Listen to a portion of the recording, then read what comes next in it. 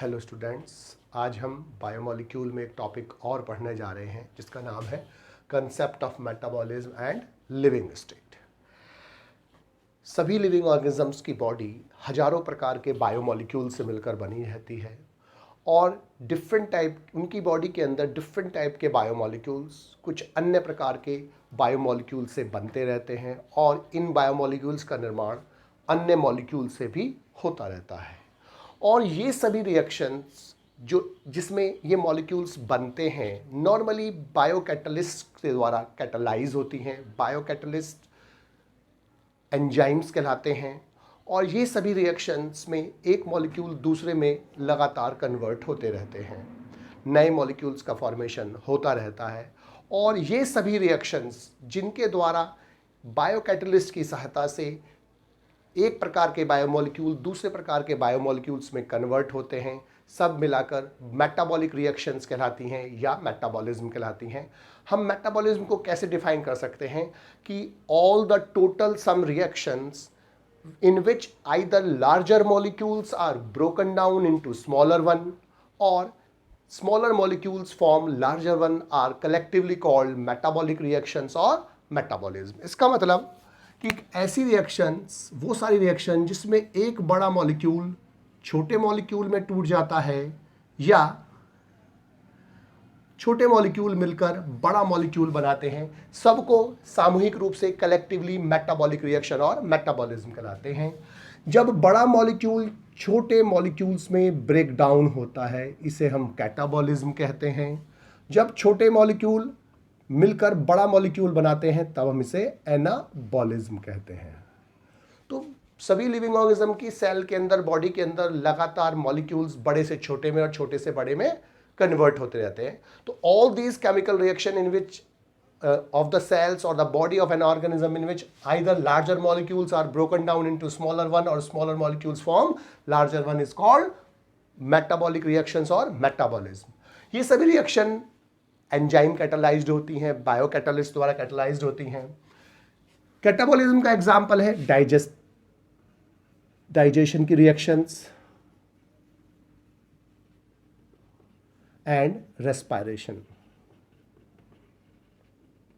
Respiration में glucose का एक मॉलिक्यूल ऑक्सीजन की प्रेजेंस में एरोबिक रेस्पिरेशन की बात हो रही है, वो 6CO2 plus 6H2O plus energy में कन्वर्ट होता रहता है। तो बड़ा मॉलिक्यूल छोटे में ब्रेक डाउन होता है। इस रिएक्शन को हम बोलेंगे कैटाबॉलिक रिएक्शन और कैटाबॉलिज्म। लेकिन एनाबॉलिज्म में एग्जांपल है फोटोसिंथेसिस, प्रोटीन सिंथेसिस। तो फोटोसिंथेसिस में 6CO2 plus 12H2O gives C6H12O6 plus 6H2O plus 6O2। तो इसमें दो छोटे मॉलिक्यूल्स ने मिलकर एक बड़ा मॉलिक्यूल बनाया, इससे रिवर्स टाइप की रिएक्शन है। तो ऐसी रिएक्शन जिसमें छोटे मॉलिक्यूल मिलकर बड़ा बनाते हैं एनाबॉलिज्म कहलाती है। जिसमें छोटे मॉलिक्यूल्स बनते हैं बड़े मॉलिक्यूल्स के टूटने से उसे हम कैटाबॉलिक रिएक्शन कहते हैं। इन रिएक्शंस के परिणाम स्वरूप नॉर्मली बॉडी में एनर्जी का प्रोडक्शन होता है या एनर्जी यूज होती है। नॉर्मली कैटाबॉलिक रिएक्शन में एनर्जी रिलीज होती है जबकि एनाबॉलिक रिएक्शन में नॉर्मली एनर्जी यूज होती है। यानी कि ये एक्सर्गोनिक रिएक्शन होती हैं, ये एंडरगोनिक रिएक्शन होती है। इसमें एनर्जी निकलती है, इसमें एनर्जी यूज होती है। तो कैटाबॉलिज्म में एनर्जी निकलती है और एनाबॉलिज्म में यूज होती है। अब जो मेटाबॉलिक रिएक्शंस हैं उनमें जो एनर्जी बनती है या रिलीज होती है वो नॉर्मली हमारे बॉडी के अंदर एक मॉलिक्यूल के रूप में निकलती है जिसका नाम होता है adenosine triphosphate. It is a diagram of adenosine triphosphate ATP। इसमें एक नाइट्रोजनस बेस एडेनिन, एक शुगर राइबोज शुगर और 3 फास्फेट जुड़े हुए होते हैं। ये हाई एनर्जी बॉन्ड होता है। इसके बॉन्ड के टूटने से ADP बनेगा। यानी कि इसमें जो हाई एनर्जी बॉन्ड बन रहे हैं ये जो फास्फेट के जुड़ने से 1 2 3 फास्फेट जुड़े हुए हैं, इसलिए इसका नाम है इन दोनों को मिलकर एडिनोसाइन बनता है triphosphate.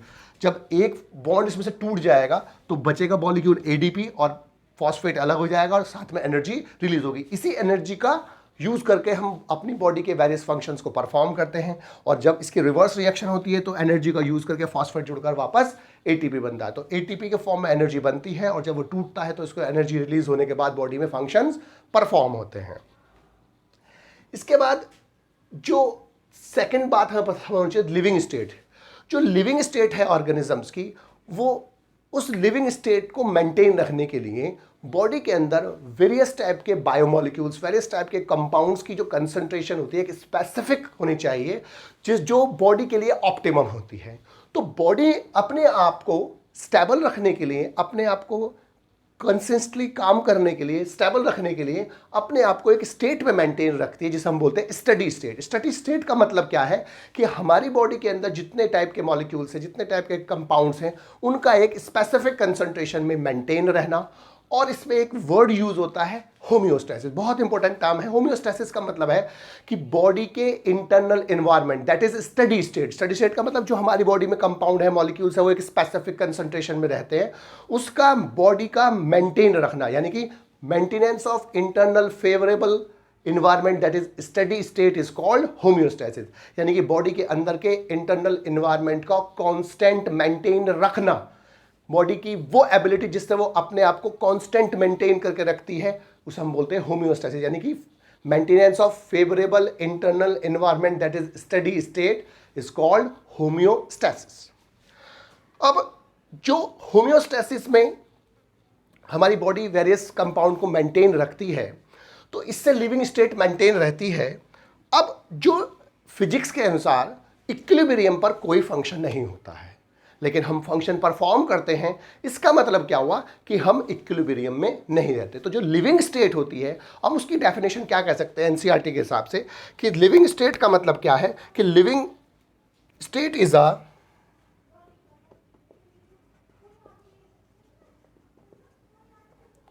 living state is a non-equilibrium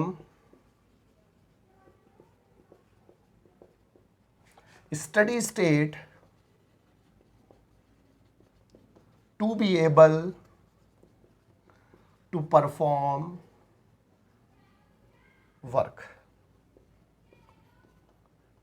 यानी कि लिविंग स्टेट एक नॉन इक्विलिब्रियम स्टेट है, क्योंकि फिजिक्स क्या कहती है कि इक्विलिब्रियम पर कोई फंक्शन नहीं होगा, लेकिन हमारी बॉडी, ऑर्गेनिजम्स की बॉडी फंक्शन परफॉर्म कर रही है, इसीलिए क्या हो गई वो living state is a non equilibrium steady state.